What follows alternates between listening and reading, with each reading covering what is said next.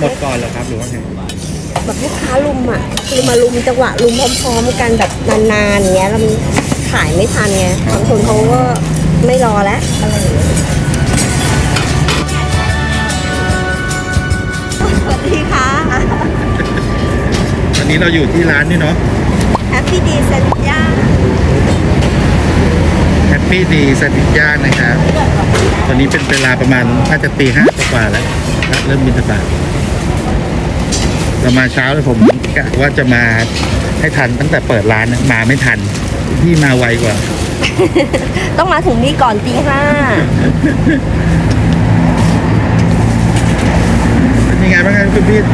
ยอดช่วงนี้หลังโควิด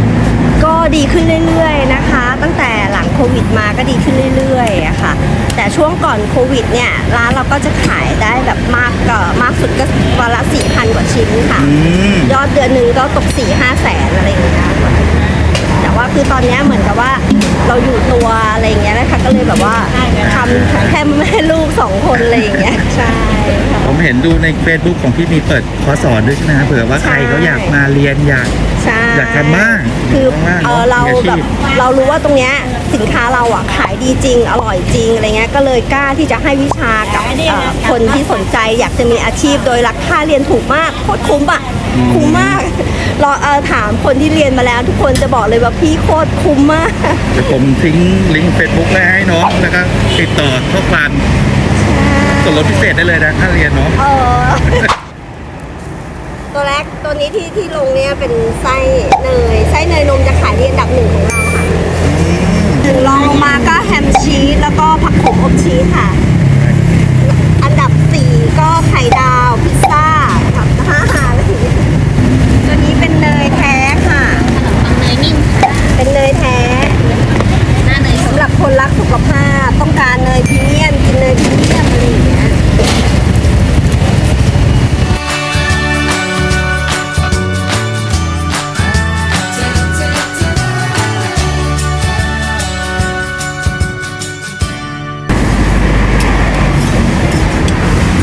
คือมันเป็นอาชีพได้คือตัวเนี้ย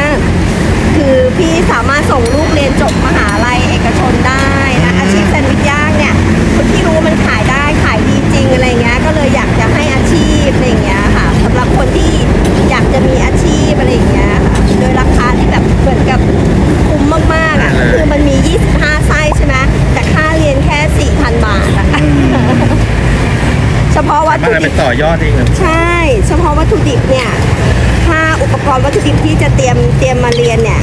ก็ 5,000 แล้วนะค่าอุปกรณ์ค่าวัตถุดิบอะคือคนมาเรียนเนี่ยคือคุ้มมากคนมาเรียนปั๊บรับของเสร็จปั๊บเปิดได้เลยใช่ไหมครับพี่ไม่คืออันนี้คือเรียนอย่างเดียวแต่ว่าพี่เป็นคนเตรียมวัตถุดิบให้หมดค่าวัตถุดิบที่จะมาเตรียมสอนในการทำจริงวัตถุดิบจริงเนี่ยก็ 5,000 แล้วอะคือคนมาเรียนแล้วราคาเนี่ยเขาบอกว่าทำไมแบบพี่ใจดีขนาดนี้ รวมถึงบอกว่าแหล่งซื้อด้วยใช่ไหมซื้อวัตถุดิบใช่ไหมบอกหมดทุกอย่างเราทำยังไงสอนอย่างนั้นอย่างเงี้ยค่ะแล้วตอนนี้ร้องเพลงจบแล้วใช่ไหมจบแล้วค่ะก็มาช่วยแม่ช่วยขายอยากจะให้เขาทำต่อจากเราอ่ะคุณแม่ชื่ออะไรฮะพี่เอ๋ค่ะพี่เอ๋นะก็คุณลูกชื่ออะไรคะชื่อแพทค่ะน้องแพทนะแม่บอกแล้วนะเกาหลีมีIGไหมเดี๋ยวคนติดตามจะฝากแปะไว้ให้โอเคเดี๋ยวแปะไว้ให้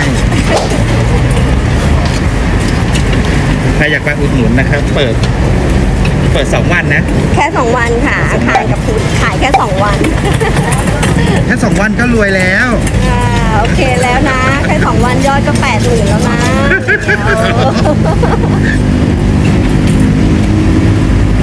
คำว่าขายดีนี่คือชิวๆเลยใช่ไหมพี่เพราะผมมาทักน้องปุ๊บแบบขายดีกว่าเดิมไหมน้องบอกคำเดียวเลยขายดีอยู่แล้วนี่คือแบบป้า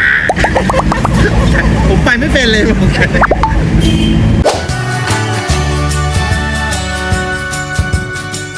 าชีสอันนี้รับออเดอร์ช่วงเทศกาลปีใหม่โอ้โหหัวฟูมากเดี๋ยวผมแปะทาชีสไปให้ด้วยทาชีสอันนี้คือเป็นออเดอร์พิเศษใช่ไหมฮะใช่ปีใหม่อะไรอย่างเงี้ยไม่ พี่กลัวเหนื่อย นั่นไง อย่างนั้นไม่แปะลิงก์นะ เอาตรงนี้ดีกว่า เอาตรงนี้ก่อน ใช่ อันนั้นเหนื่อยมากเฉพาะออเดอร์แบบคนเพื่อนๆคนแถวบ้านเนี่ยโอ้โห ไม่ต้องหลับต้องนอน ปั้นคุกกี้ทั้งวัน แต่จริงๆตอนเช้าผมไม่เคยมาเลยนะตลาดผมตอนเช้า อุ๊ยของกินอร่อยๆเยอะนะคะ ของกินดีๆเนี่ยเยอะมาก มาเดินดูได้ค่ะ ของน่ากินเยอะ ตลาดตั้งแต่ตี 4นะครับ ใช่แม่ค้าจะมา ไม่ใช่ตี 4เลยผมพูดผิดขอโทษตี 5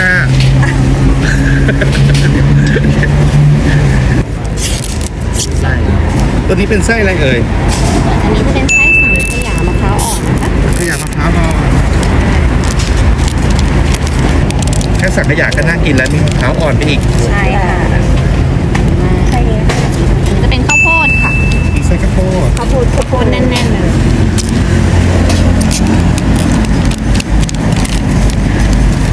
ทองบลูเบอรี่ค่ะ นี่ฝอยทองนะฮะ มีกล้วยหอม นี่กล้วยหอมด้วย ใช่ค่ะ คือร้านเรา นี่คือ จะ เปิดร้านนี่ปั๊บเขาเป็นการสั่งออเดอร์ไว้เลยใช่ไหมครับ เขาจะมีสั่งล่วงหน้ากันเอาไว้อะไรอย่างเงี้ย ไม่แปลกใจเลยที่แบบ8 โมงหมดเนี่ยทำตลอดเวย์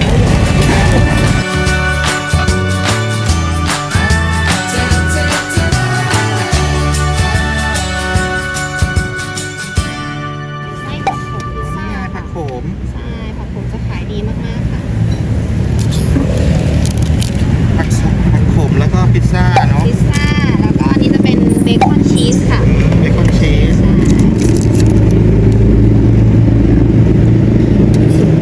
ร้อนๆเลยอะ ร้อนๆเลยค่ะโมแฮม แล้วก็สมุนแฮม โมแฮมแฮมลมควันค่ะอร่อยมาก เลือกได้เลยค่ะ แฮมนี่คือเขาเรียกว่าอะไรนะ แฮม ลั ละ ก พัน แฮมทะลักเลย ใช่ คือไส้แบบเนี้ย เน้นหน้า ผมดูข้อมูลมาคือแฮมใช้แฮม แฮม ดีด้วยใช่ไหม TGM ของ TGM ค่ะทุกอย่างวัตถุดิบดีหมด ไข่ไก่ก็ใช้ไข่ไก่อารมณ์ดี อะไรอย่างเงี้ยค่ะอย่างทูน่าก็ใช้นอติลูสอย่าง ทำได้ เงี้ย ค่ะ ขายไม่แจกฟรีเนาะ ใช่ วัตถุดิบดีมันทำให้อร่อยไปแล้วครึ่งนึงอ่ะ อันนี้อะไรฮะนูเทลล่าเหรอ นูเทลล่าค่ะ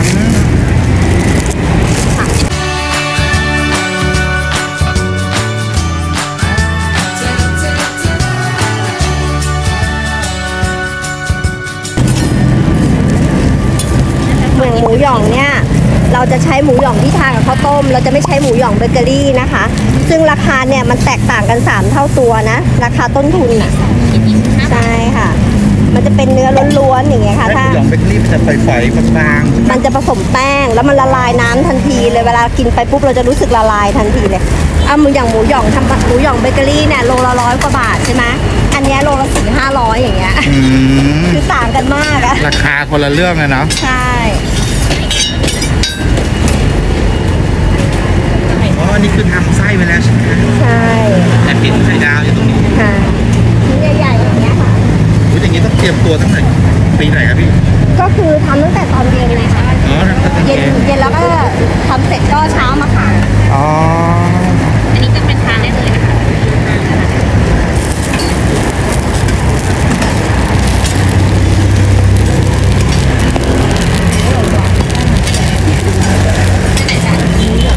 จะคนละแบบเลยค่ะทานอย่างนี้อันนี้จะแบบมีนม สั่งได้นะคะ อร่อยลุ่มคุ้มทุกไส้นะคะ มีหลายไส้ให้เลือกค่ะเก็บไว้ทานก็นุ่มอร่อยนะคะ ไม่ต้องแช่เย็นนะคะไส้หวาน10 บาทเท่านั้นนะคะในนมเป็น100 มะพร้าวอ่อนปูอัดแฮมชีสหมูหยองไข่ดาวนี่ค่ะแฮมชีส เป็นแฮม นี่แฮมชีส อันนั้นอะไรนี่คือ เนี่ยไข่ดาวค่ะ เอาไหมคะ 2 อันเท่าไหร่ค่ะ 2 อันนี้2 ชิ้น อังคารหน้า นี่นะครับเราได้สั่งไว้5 ไส้นะมีเนยนมพิซซ่านะครับผักโขมอบชีสนะครับแฮมชีส เป็นสโมก แฮมสโมกแฮม ค่ะ เมนูใหม่ค่ะ นี่นะคะ ใช้ไข่ไก่อารมณ์ดี ณ์ดีด้วย ค่ะใช่ เป็นยังไงพี่ไข่ไก่อารมณ์ดี ก็พอทานแล้วก็จะอารมณ์ดีไก่อารมณ์ดีเรากินแล้วก็อารมณ์ดีค่ะ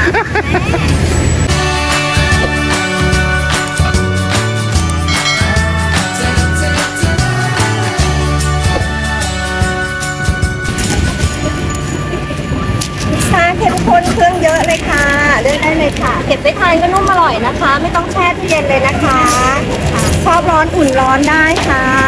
กล่อง25 บาทค่ะ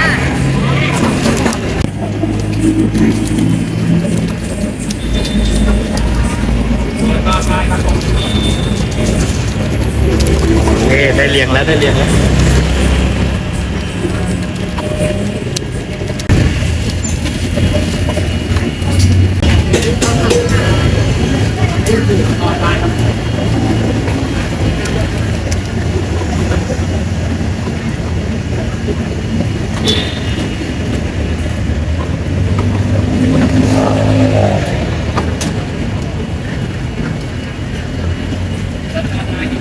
เลือกได้สั่งได้เลยค่ะ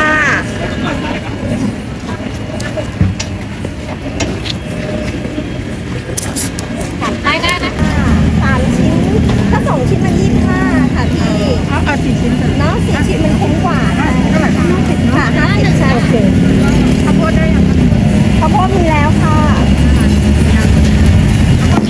เราจะเสร็จแล้วจ้ะ เท่าไหร่30 บาทแล้ว 25 บาทค่ะ หน้าประจำเลยนะ เป็นคนที่กินทูน่าทำเองก็กินทูน่าค่ะเลยก็นำมา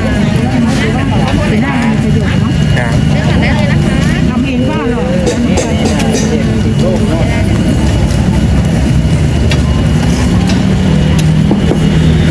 เลือกได้สั่งได้นะคะ แยก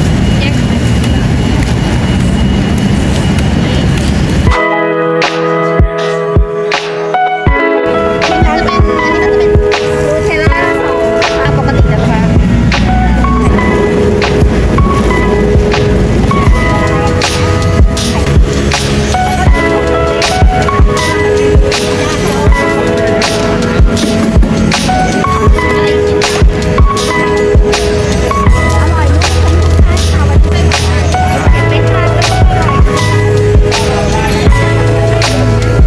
ขายดีอยู่แล้ว